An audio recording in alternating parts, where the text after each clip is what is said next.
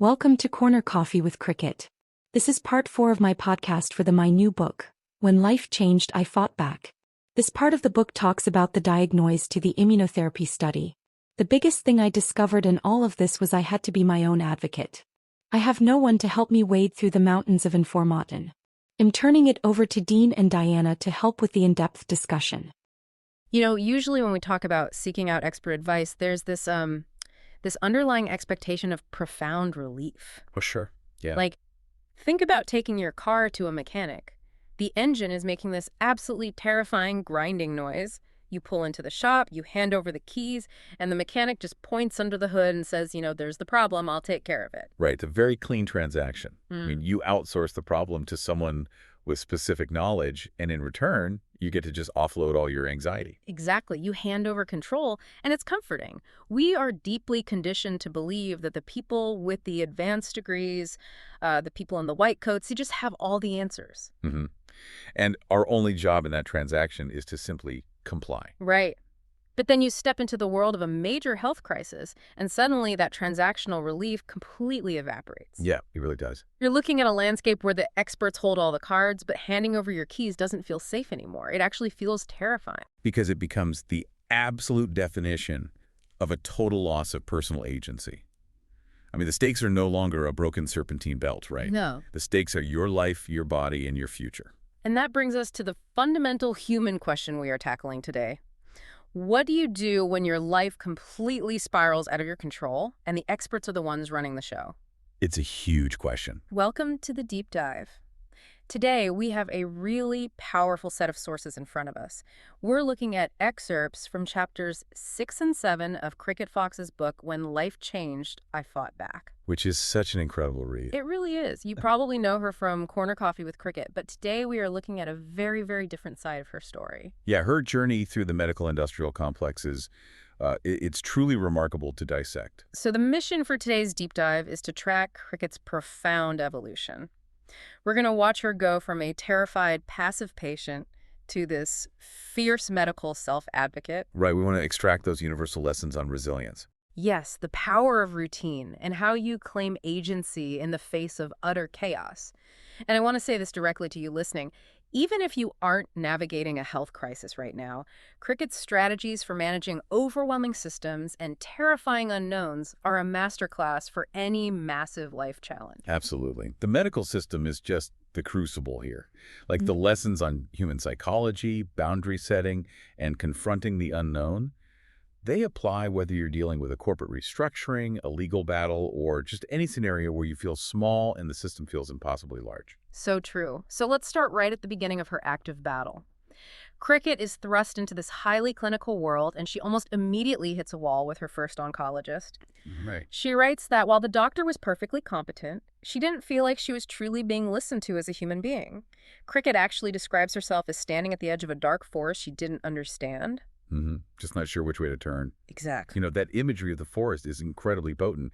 It captures the disorientation of a new diagnosis perfectly. Yeah, it really does. You are standing at the tree line of your own biology, knowing there are predators in there, but you just don't have a map. And the original map the doctor handed her was a standard, really aggressive combination of radiation and chemotherapy. Right.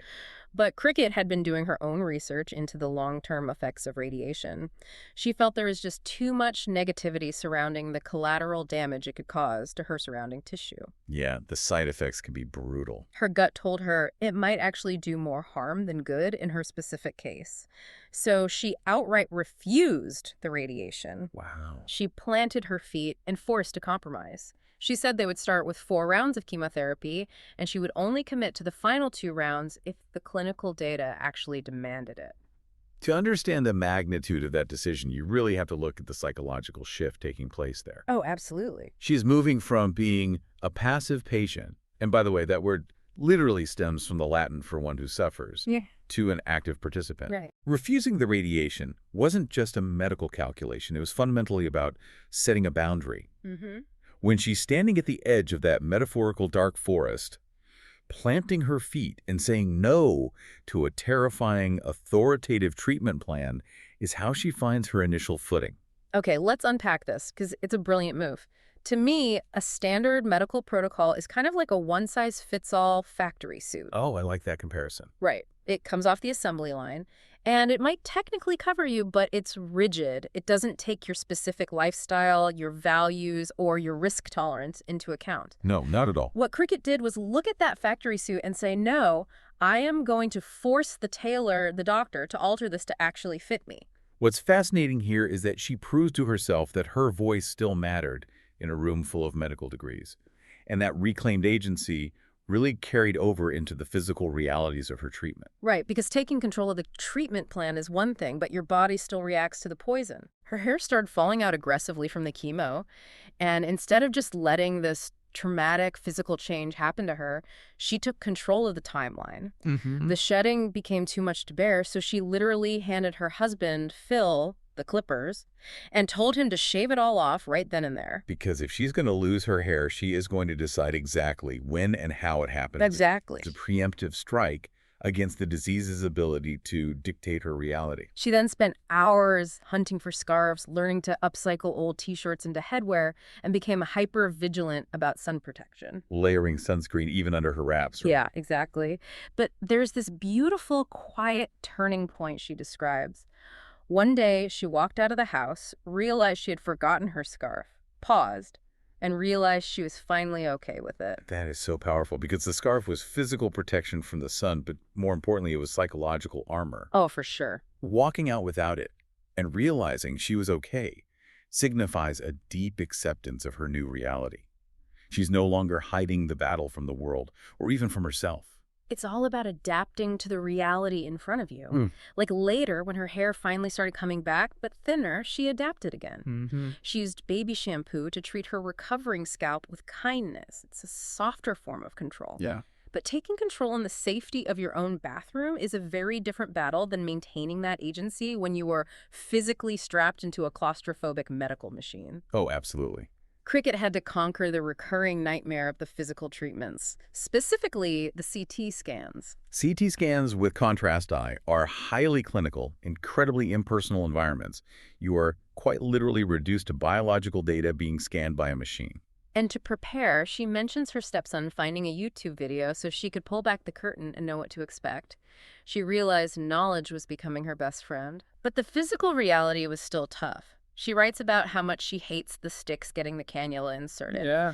And for those who haven't had one, a cannula is that small, flexible plastic tube they leave in your vein to deliver fluids, or in this case, the contrast dye. Right. She'd even asked the nurses for extra tape to secure the line, saying it was a little bit of added security to keep her world from literally pulling apart. Because the tape isn't just holding a plastic tube to her skin, it's holding her psychological state together. Oh, yeah. It's a physical anchor in a room where she feels completely untethered. Then there's the contrast dye itself. When they inject this iodine-based dye into your bloodstream so your organs show up clearly on the scan, it causes this strange physiological reaction. It really does. It rapidly dilates your blood vessels, which creates this sudden, intense, warm rush through your whole body that makes you feel exactly like you were peeing your pants. It is the weirdest feeling. And her coping mechanism for this bizarre sensation is incredible. She'd joke with the technician, calling out, "Hey, Mom, I need to pee," just to let them know the dye was working.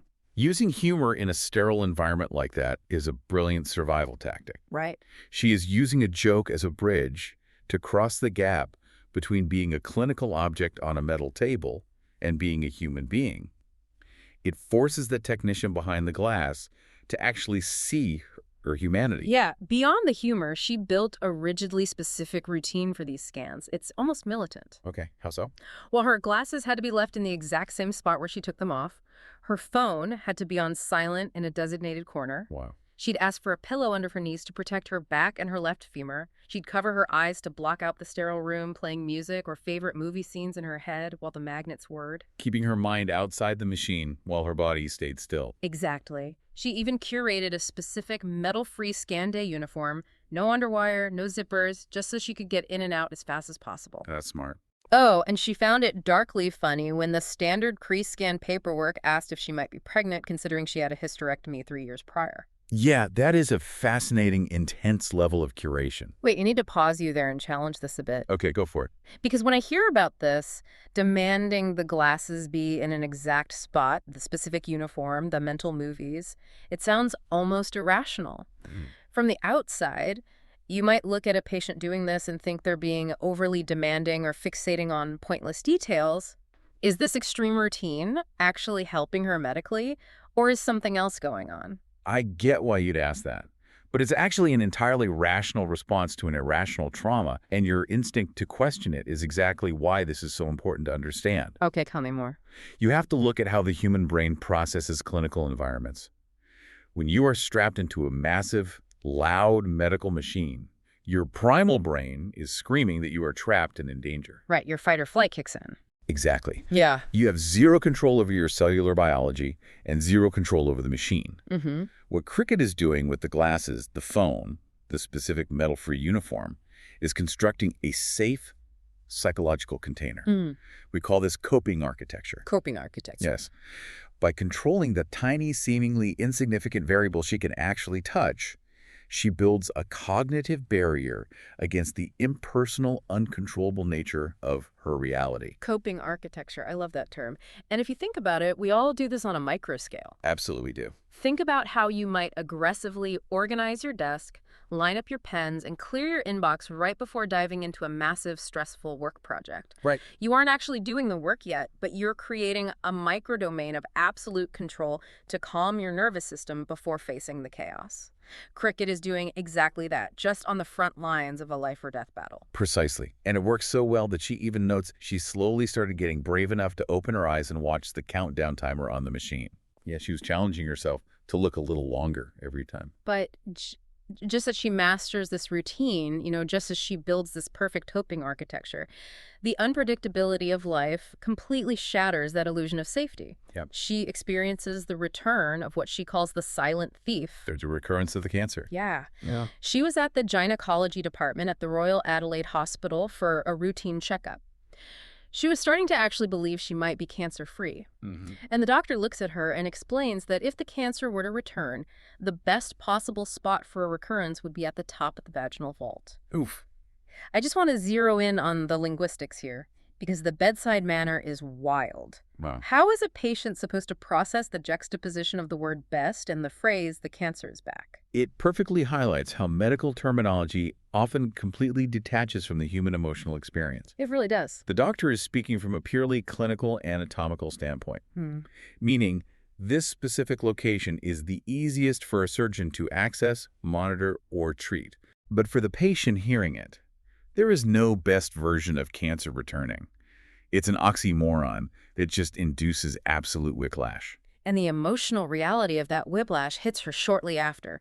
She gets the dreaded phone call confirming that it is back. Yeah. The way she receives this news is heartbreaking. She's at home. Her husband, Phil, is now dealing with his own severe health issues and is on full-time oxygen. That is just so much to carry. It is. She has the phone on speaker, so there's absolutely no buffer. The voice on the other end delivers the blow to both of them simultaneously, competing with the mechanical, rhythmic hum of Phil's oxygen concentrator right in the background. Just think about the sheer auditory overwhelm of that moment. The sterile voice on the phone, the machine keeping her husband breathing. Yeah. She writes that the stress was so profound her body finally revolted. She started having panic attacks so severe they actually prevented her from getting a scheduled PT scan, which, for those who don't know, is an imaging test where they inject a radioactive sugar to track the metabolic activity of the disease. She physically couldn't do it. And then a surgeon from Lyle McEwen Hospital calls. Because of where the cancer has nested, he wants to preemptively place a metal rod in her left femur. So to explain the mechanism here, when cancer cells metastasize and nest in a bone like the femur, they disrupt the normal cycle of bone renewal. They basically trick the body into breaking down its own bone tissue without rebuilding it, which hollows out the bone and makes it incredibly fragile. The surgeon wanted to reinforce it before it snapped. But Cricket's response is immediate. She emphatically says, No way. Wow. She was not ready for another invasive battle, another surgery. She asserted her bodily autonomy and drew a hard line. She was relying on that same agency she used to refuse the radiation early on. Exactly, that was in June. But then, in August, an entirely unrelated chaotic external event happens. Yeah, this part is just wild. A fire breaks out. In the panic and rush of the fire, Cricket falls. And because those tiny cancer cells had hollowed out her femur just enough, that simple fall finishes the job. Her femur breaks. She ends up in the emergency room having to get the rod put in anyway. The brutal irony of this sequence of events is just staggering. It really is. I mean, she fought tooth and nail to maintain control over her bodily autonomy. She actively refused the preemptive surgery to protect her boundaries. Yeah. Yet, a random fire forces her to undergo the exact invasive surgery she tries so hard to decline. It's a stark, humbling reminder that while we can advocate for ourselves, we cannot control the universe. Right. Sometimes the cancer and life itself simply doesn't wait for your permission. Exactly. It strips away her fierce independence entirely. She's suddenly bedridden with a broken femur and a cancer recurrence. She can no longer rely on her own mobility or her carefully curated routines. She now has to rely entirely on her human support system, her village, to pivot back onto the offensive. And this specific phase of her journey is where we see a fascinating shift. Up until now, she's been fighting the system. Right. Now she has to let the people within the system carry her. She spends 2 weeks in traction at Lyle McEwen, which means she is physically pinned to a bed with weights pulling on her leg to keep the broken bone aligned while getting blood transfusions and waiting for surgery. That sounds excruciating. But the nurses there came to know her and Phil's story. They would actually set aside extra meals so Phil could eat dinner with her right there in the ward. Those shared hospital meals became their sanctuary. It's a tiny act of humanity, saving a plate of food, but it fundamentally transforms a sterile hospital room into a shared human space. Absolutely. Then comes the surgery to finally install the rod.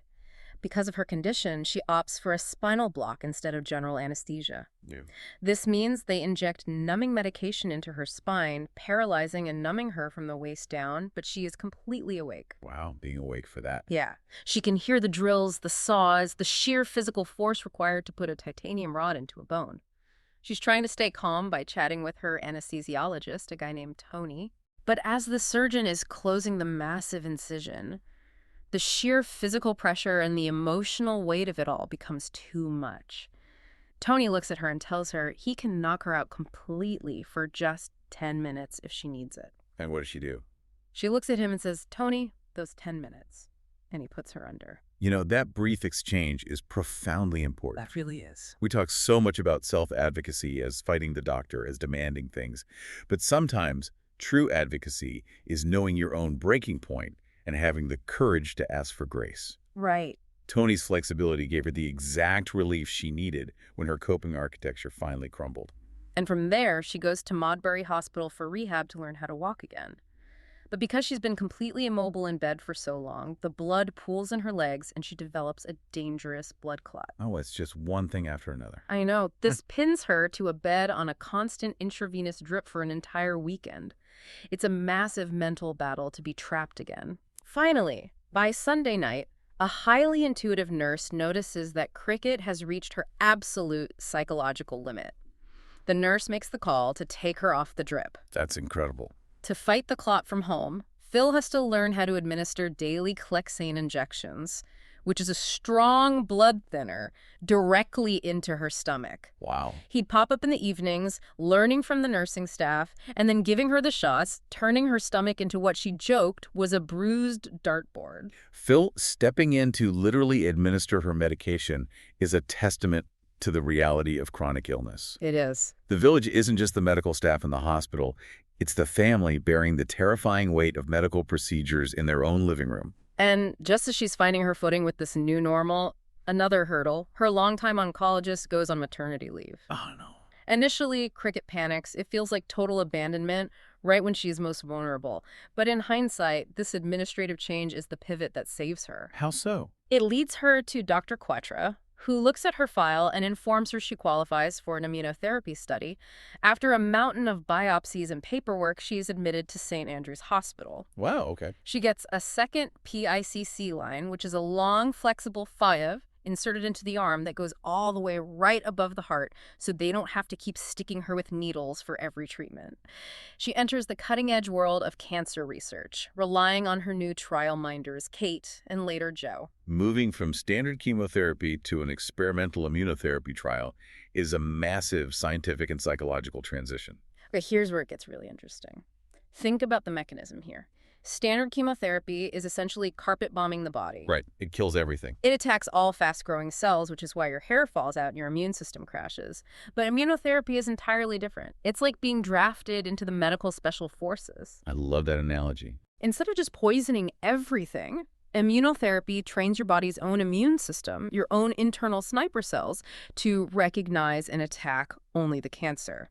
She is shifting away from desperate defensive survival and moving into a highly targeted scientific offensive. It's the absolute vanguard of modern medicine. But if we connect this to the bigger picture of these chapters, it proves something vital.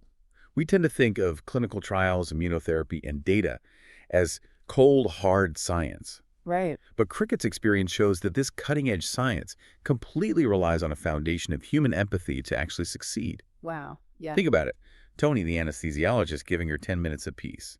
The intuitive rehab nurse, recognizing her mental strain and taking her off the drip. Phil's steadfast presence turning her stomach into a bruised dartboard, and minders like Kate and Joe guiding her through the terrifying trial protocols. Yeah. The science simply doesn't work if the human spirit is broken along the way.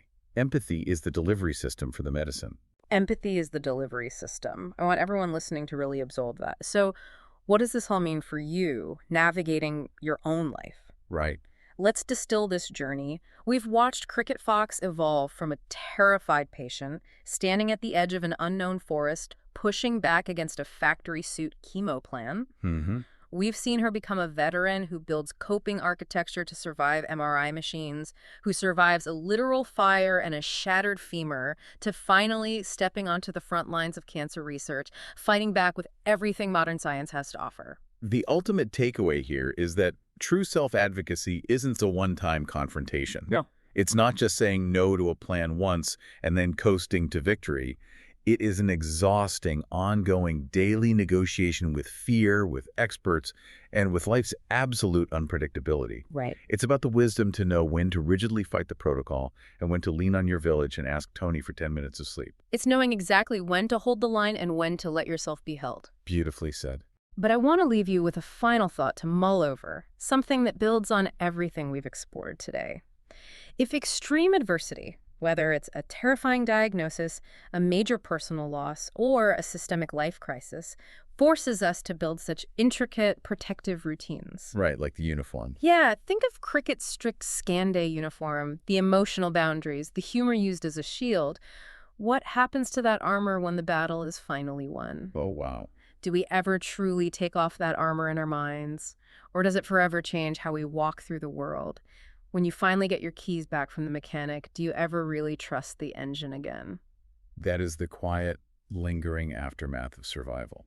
Something to think about the next time you find yourself building your own armor. Thank you for joining us on this deep dive. Take care of yourselves, and we'll catch you next time. Thanks, Dean and Diana. I know that is a lot of information to deal with, and it was overwhelming to say the least. But when you get a diagnosis, knowledge is power. Looking back, I think that was the only way I was able to manage my way through the chaos and find my footing again. Thanks for listening. Keep your coffee cup full, and I will see you again soon.